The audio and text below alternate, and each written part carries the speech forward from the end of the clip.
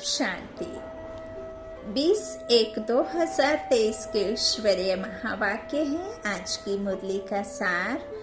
आज मीठे बाबा ने, शांति के सागर ने, सुख करता बेहद के बाप ने, सर्वशक्तिमान बाप ने हम मास्टर सर्वशक्तिमान बच्चों से कहा, मीठे बच्चे तुम पीस स्थापन करने के निमित्त हो, इसलिए बहुत बहुत पीस में रहना है।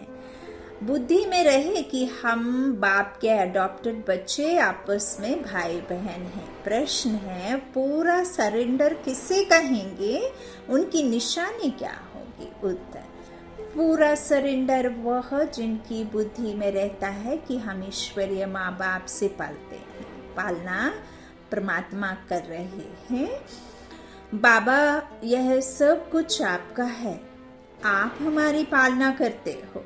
भल कोई नौकरी आदि करते हैं, लेकिन बुद्धि से समझते हैं यह सब बाबा के लिए है, बाबा दाता है, बाबा को हम क्या दे सकेंगे, या हम जो कर रहे हैं वो तो सिर्फ निमित्त बनकर कर रहे हैं। चाहे आज एक माँ का, चाहे एक टीचर बहन का, चाहे एक टीचर भाई का, चाहे एक स्टूडेंट का, और चाहे पिता, चाहे माँ, चाहे भाई, चाहे बंधु सखा, सब का पाठ है जो आत्मा बजा रही है। तो दाता भी एक है, हम उस सबके बच्चे हैं। तो लेकिन बुद्धि से समझते हैं ये सब बाबा के लिए है, बाप को मदद करते रहते हैं, उससे इतने बड़े यज्ञ की कारोबार चलती है। भल जॉब आदि करते बाबा कहते हैं, तो फिर भी वह सब ऐसे बाबा कह रहे हैं कि पालना करने वाला तो वही है। तो कारोबार चलती, सबकी पालना होती। ऐसे बच्चे भी अर्पण बुद्धि हुए। साथ साथ पद ऊंचा पाने के लिए पढ़ना और पढ़ाना भी है। शरीर निर्वाह करते हुए बेहद के माता पिता को श्वासों श्वास याद करना है, जैसे अपने किसी आशिक को करते हैं, है ना। ऐसे ही गीत है ओम नमो शिवाय, ओम शांति। यह गीत तो है गायन, वास्तव में महिमा सारी है ही ऊंचे ते ऊंचे परमात्मा की, जिसको बच्चे जानते हैं और बच्चों द्वारा सारी दुनिया भी जानती है कि माता पिता हमारा वही है। अब तुम माता पिता के साथ कुटुंब में बैठे हो, ईश्वरीय संतान, ईश्वरीय परिवार। तो श्री कृष्ण को तो माता पिता कह नहीं सकते, भले उनके साथ राधे भी हो तो भी उनको माता पिता नहीं कहेंगे, क्योंकि वो तो प्रिंस प्रिंसेस हैं। और राजकुमार राजकुमारी को कैसे प्रिंस प्रिंसेस को कोई माता पिता कहेगा? तो शास्त्रों में यह भूल है। अब यह बेहद का बाप तुमको सभी शास्त्रों का सार बताते हैं। भल इस समय सिर्फ तुम बच्चे सम्मुख बैठे हो, कोई बच्चे भल दूर हम हैं, परंतु वो भी सुन रहे हैं। वे जानते हैं कि माता पिता हमको सृष्टि के आदि मध्य अंत का राज समझा रहे हैं और सदा सुखी बनाने का रास्ता व युक्ति बता रहे हैं। यह हूबहू जैसा घर है, थोड़े बच्चे यहाँ हैं, बहुत तो बाहर हैं। यह है ब्रह्मा मुख वंशावली, नई रचना है, वह हो गई पुरानी रचना। बच्चे जानते हैं कि बाबा हमको सदा सुखी बनाने आए हैं। लौकिक माँ बाप भी बच्चों को बड़ा कर स्कूल में ले जाते हैं, ताकि वो क्या बने, समझदार बने, पढ़ लिख कर होशियार हो जाएं, ताकि दुनिया में चल सकें और खुद को चला सकें, अपने पैरों पर खड़ा हो जाएं, किसी से कुछ लेना देना ना पड़े, है ना। तो इस तरह से बच्चों को स्कूल भेजने का भी एम ऑब्जेक्ट है, वो हद का है, और बाबा यहाँ हमें बेहद का सिखाते हैं। तो यहाँ बेहद का बाप हमको पढ़ा भी रहे हैं और हमारी पालना भी कर रहे हैं। तुम बच्चों को अब एक के बिगर दूसरा कोई रहा ही नहीं है। माँ बाप भी समझते हैं यह हमारे बच्चे हैं। लौकिक कुटुंब होगा तो 10-15 बच्चे होंगे, 2-3 शादी की होंगी। यहाँ तो यह सब बाबा के बच्चे बैठे हैं। जितने भी बच्चे पैदा करने हैं, सो अभी ही ब्रह्ममुख कमल द्वारा करने हैं। पीछे तो बच्चे पैदा करने ही नहीं है, सभी को वापस जाना है। यह एक ही एडॉप्टेड माता निमित्त है, माता है ना। तो यह बड़ी वंडरफुल बातें हैं। यह तो जरूर है गरीब का बच्चा समझेगा कि हमारा बाप गरीब है, साहूकार का बच्चा समझेगा कि हमारा बाप साहूकार है। तो वह तो अनेक माँ बाप हैं। यह तो सारे जगत का एक ही माता पिता है। तुम सभी जानते हो कि हम उनके मुख से अडॉप्ट हुए, मुख वंशावली है, कुख वंशावली नहीं। तो यह हमारा पारलौकिक माँ बाप है। यह आते ही पुरानी सृष्टि में है, जब मनुष्य बहुत बहुत दुखी होते हैं। बच्चे जानते हैं कि हमने इस पारलौकिक माता पिता की गोद ली है। हम सब आपस में भाई बहन, दूसरा कोई सहारा संबंध नहीं है। तो भाई बहन को आपस में बहुत मीठा, रॉयल, पीसफुल, नॉलेजफुल, ब्लिसफुल बनना चाहिए। जैसा बाप वैसे बच्चे। तो जबकि तुम पीस स्थापन कर रहे हो तो तुमको भी बहुत पीस में रहना चाहिए। बच्चों को यह तो बुद्धि में होना चाहिए कि हम पारलौकिक बाप के अडॉप्टेड बच्चे हैं। परम धाम से बाप आते हैं, वह है दादा, ग्रैंडफादर। तो यह दादा बड़ा भाई है। जो पूरा सरेंडर है वो समझेंगे हम ईश्वरीय माँ बाप से पलते हैं। बाबा यह सब कुछ आपका है, आप हमारी पालना करते हो। जो बच्चे अर्पण होते हैं उनसे सभी की पालना हो जाती है। भल कोई नौकरी करते हैं तो भी समझते हैं यह सब कुछ तो बाबा के लिए है। तो बाप को भी मदद करते रहते हैं, नहीं तो यज्ञ की कारोबार कैसे चले। राजा रानी को भी माता पिता कहते हैं, परंतु वह फिर भी जिस्मानी माता पिता हुए। बाबा कहते हैं इस तरह से माता पिता उन्हें कहते हैं, तो राज माता भी कहते हैं, तो राजपिता भी कहते हैं। यह फिर है बेहद के। बच्चे जानते हैं कि हम माता पिता के साथ बैठे हैं। यह भी बच्चे जानते हैं कि हम जितना पढ़ेंगे और पढ़ाएंगे उतना उच्च पद पाएंगे। साथ साथ शरीर निर्वाह अर्थ कर्म भी करना है। यह दादा भी बुजुर्ग है, शिव बाबा को कभी बूढ़ा व जवान नहीं कहेंगे, वह है ही निराकार सदा समान। तो यह भी तुम जानते हो कि हम आत्माओं को निराकार बाप ने अडॉप्ट किया है और फिर साकार में यह ब्रह्मा है। हम आत्मा कहती है हमने बाप को अपना बनाया, फिर नीचे आओ तो कहेंगे हम भाई बहनों ने ब्रह्मा को अपना बनाया है। शिव बाबा कहते हैं तुम ब्रह्मा द्वारा हमारे ब्रह्मा मुख वंशावली बनो। ब्रह्मा भी कहते हैं तुम हमारे बच्चे बने हो।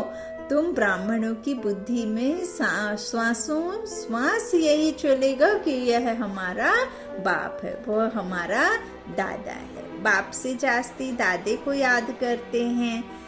वह मनुष्य तो बाप से झगड़ा आदि करके भी दादे से प्रॉपर्टी लेते हैं। आजकल तो देखो कितना है। तो तुमको भी कोशिश करके बाप से भी जास्ती दादे से वर्षा लेना है। बाबा जब पूछते हैं तो सभी कहते हैं हम नारायण को वरेंगे। कोई नए आते थे, पवित्र नहीं रह सकते थे तो वह हाथ नहीं उठा सकते, कह देते माया बड़ी प्रबल है। वह तो कह भी नहीं सकते कि हम श्री नारायण और श्री नारायण को व लक्ष्मी को वरेंगे, है ना। स्वराज्य अधिकारी बन करके क्या करेंगे, स्व पर राज्य करेंगे तब तो लक्ष्मी को वरेंगे, है ना। देखो जब बाबा सम्मुख सुनाते हैं तो कितना खुशी का पारा चढ़ता है, बुद्धि को रिफ्रेश किया जाता है ना। डिलीट फाइलें होती है ना जो हमारे में क्या है, करप्टेड फाइल है, उन्हें डिलीट करने के लिए परमात्मा यह सब बंद सुना करके रिफ्रेश करते हैं तो नशा चढ़ता है। फिर किसी किसी को वह नशा स्थायी रहता है, किसी किसी में कम हो जाता है। और बेहद के बाप को याद करना है, 84 जन्मों को याद करना है और चक्रवर्ती राजाई को भी याद करना है। जो मानने वाले नहीं होंगे उनको याद नहीं करेंगे, नहीं रहेगी।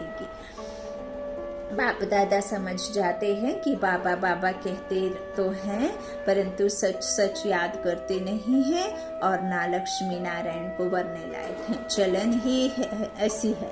अंतर्यामी बाप हर एक की बुद्धि को समझते हैं। यहाँ शास्त्रों की तो कोई बात ही नहीं। बाप ने आकर राजयोग सिखाया है जिसका नाम गीता रखा है। बाकी तो छोटे मोटे धर्मों का सब अपना अपना शास्त्र बना लेते हैं, फिर वह पढ़ते रहते हैं। बाबा शास्त्र नहीं पढ़े हैं, कहते हैं बच्चे मैं तुमको स्वर्ग की राह बताने आया हूँ, ना कि शास्त्रों को पढ़ने। तुम जैसे अशरीरी आए थे वैसे ही तुमको जाना है। देह सहित सब इन दुखों के कर्म बंधन को छोड़ देना है। देह सहित सब इन दुखों के कर्म बंधन को छोड़ करके ही क्या होगे, क्योंकि देह भी दुख देती है। बीमारी होगी तो क्लास में नहीं आएंगे, है ना, क्लास में आ नहीं सकेंगे, तो यह भी देह का बंधन हो गया। इसमें बुद्धि बड़ी सालिम चाहिए। पहले तो निश्चय चाहिए कि बरोबर बाबा स्वर्ग रचता है, अभी तो है नर्क। जब कोई मरता है तो कहते हैं स्वर्ग गया, तो जरूर नर्क में था, परंतु यह तुम अभी समझते हो, क्योंकि तुम्हारी बुद्धि में स्वर्ग है। बाबा रोज नए नए तरीके से समझाते हैं तो तुम्हारी बुद्धि में अच्छी रीति बैठे। हमारा बेहद का माता पिता है तो पहले बुद्धि एक रस एकदम ऊपर चली जाती है। फिर कहेंगे इस समय बाबा आबू में है। जैसे यात्रा में जाते हैं तो बद्रीनाथ का मंदिर ऊपर रहता है, पंडे ले जाते हैं, और जब आप रास्ता चलते हैं तो पूरे मन में वही बद्रीनाथ का मंदिर मतलब इसमें बना रहता है, मर्ज करते रहते हैं। तो बाबा कहते पंडे ले जाते हैं बद्रीनाथ, खुद तो ले चलने लिए नहीं आता है ना, बाबा कहते हैं। हा? बद्रीनाथ तो खुद नहीं आता ना ले चलने के लिए, तो मनुष्य पंडा बनते हैं, मीडिएटर। यहाँ दलाल भी कहा है ना ब्रह्मा बाबा को, तो यहाँ शिव बाबा खुद आते हैं परम धाम से।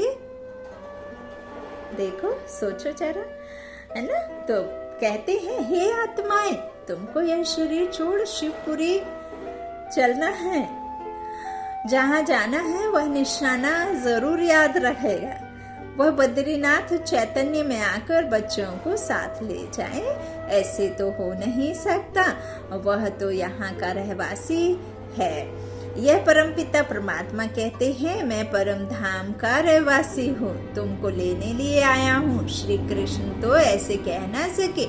रुद्र शिव बाबा कहते हैं यह रुद्र यज्ञ रचा हुआ है। गीता में भी रुद्र की बात लिखी हुई है। वह रूहानी बाप कहते हैं मुझे याद करो।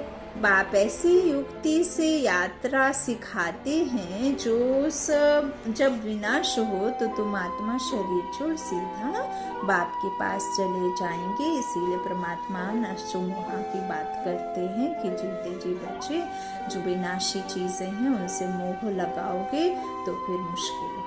बाबा तो सिर्फ रास्ता बताते हैं, बाकी आपकी मर्जी। फिर तो शुद्ध आत्मा को शुद्ध शरीर चाहिए, सो तब होगा जब नई सृष्टि हो।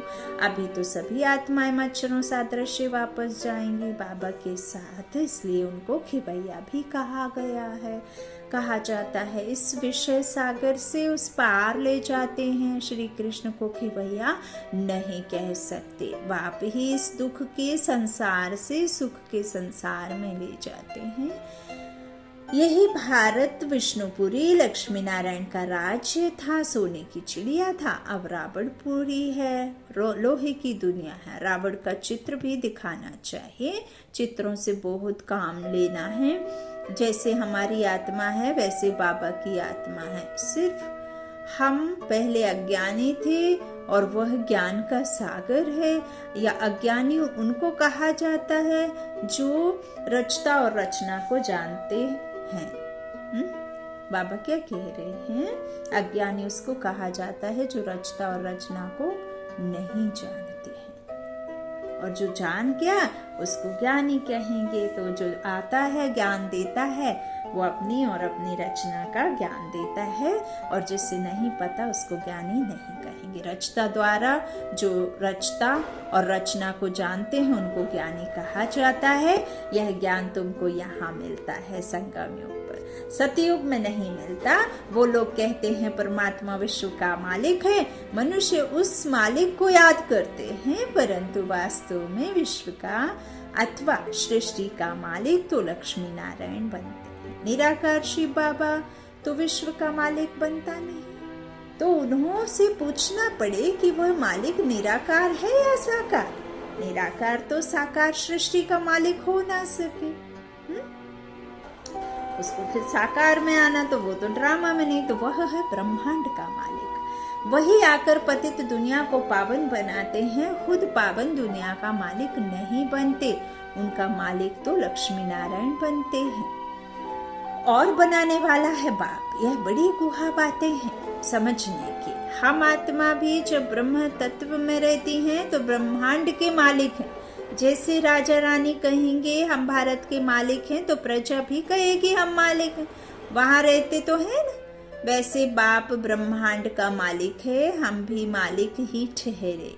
फिर बाबा आकर नए मनुष्य सृष्टि रचते हैं। कहते हैं मुझे इस पर राज्य नहीं करना है, मैं मनुष्य नहीं बनता हूँ, मैं तो यह शरीर भी लोन लेता हूँ। लीज कहो उधार कहो, थोड़े समय के लिए लेते हैं। तुमको सृष्टि का मालिक बनाने राजयोग सिखाता हूँ। तुम जितना पुरुषार्थ करेंगे उतना पद ऊंचा पाएंगे, इसमें कमी मत करो। टीचर तो सभी को पढ़ाते हैं। अगर इम्तिहान में बहुत पास होते हैं तो टीचर का भी शो होता है, फिर उनको गवर्नमेंट से लिफ्ट मिलती है। यह भी ऐसे ही है, जिसका जितना अच्छा पढ़ेंगे ना उतना अच्छा पद मिलेगा। माँ बाप भी खुश होंगे। इम्तिहान में पास होते हैं तो मिठाई बांटते हैं, यहाँ तो तुम रोज मिठाई बांटते हो।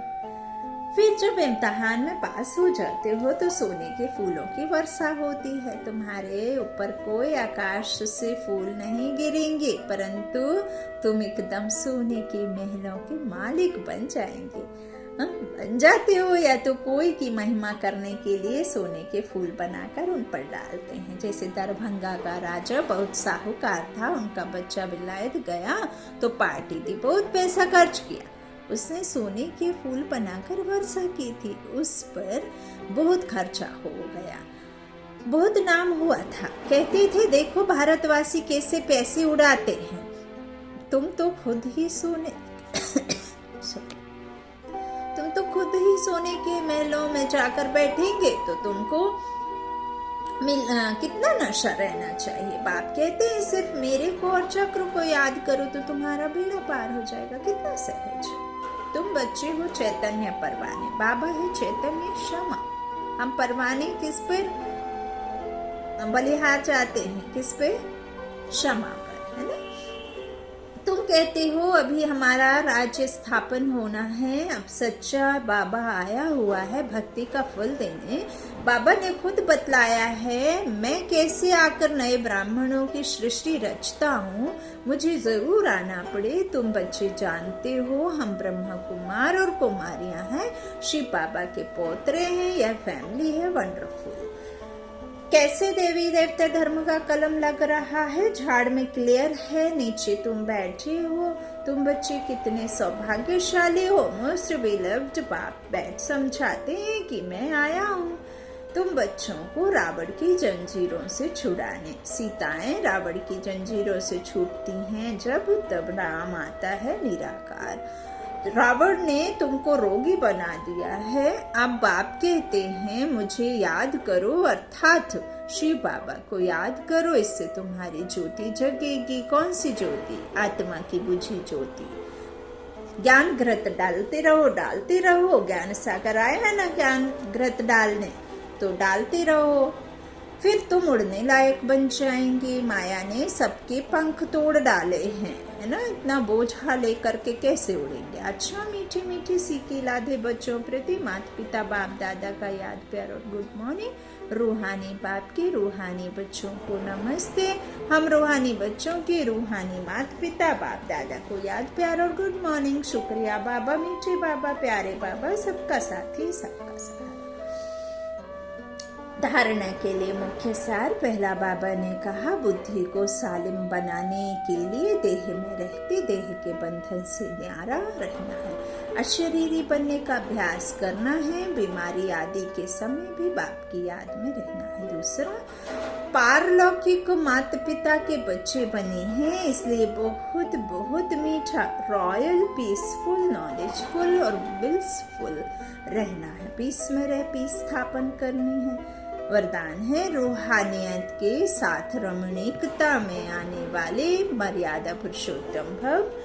कई बच्चे हंसी मजाक बहुत करते हैं और उसे ही रमणीकता समझते हैं। वैसे रमणीकता का गुण अच्छा माना जाता है, लेकिन व्यक्ति, समय, संगठन, स्थान, वायुमंडल के प्रमाण रमणीकता अच्छी लगती है। यदि इन सब बातों में से एक बात भी ठीक नहीं तो रमणीकता भी व्यक्ति की लाइन में गिनी जाएगी और सर्टिफिकेट मिलेगा कि यह हंसाते बहुत अच्छा है लेकिन बोलते बहुत है। इसलिए हंसी मजाक अच्छा वो है जिसमें रूहानियत हो और उस आत्मा का फायदा हो। सीमा के अंदर बोल हो तब कहेंगे मर्यादा पुरुषोत्तम। बहुत ही अच्छा और बहुत ही प्यारा वरदान है। एक एक शब्द पद्म पदम की कमाई का है। यह वरदान को बार बार सुने। स्लोगन है, सदा स्वस्थ रहना है तो आत्मिक शक्ति को बढ़ाओ। सदा स्वस्थ रहना है तो आत्मिक शक्ति को बढ़ाओ। अच्छा, ओम शांति। शुक्रिया बाबा, शुक्रिया आप सभी भाई बहनों के स्नेह।